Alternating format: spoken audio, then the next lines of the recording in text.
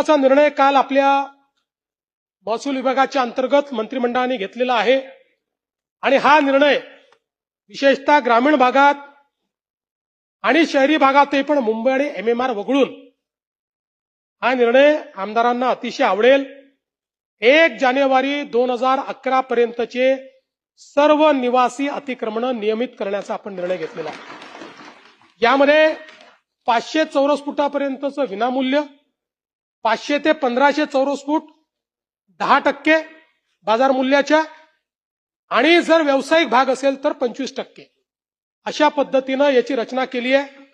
त्यामुळे आता या संदर्भात अनेक वर्षाची मागणी होती की 2011 पर्यंतची अतिक्रमण ही नियमित करावी। त्यास मुंबई आणि एमएमआरला हे लागू नाही, कारण इथे जागेची कमतरता आहे ना, बाकी ठिकाणी जागा आहे। गायरांचं जे आहे ते गायरान जमिनीमध्ये ती जमीन ग्रामपंचायतला हस्तांतरित करून त्यांनी प्रधानमंत्री आवास योजनेत त्याला मान्यता द्यायची।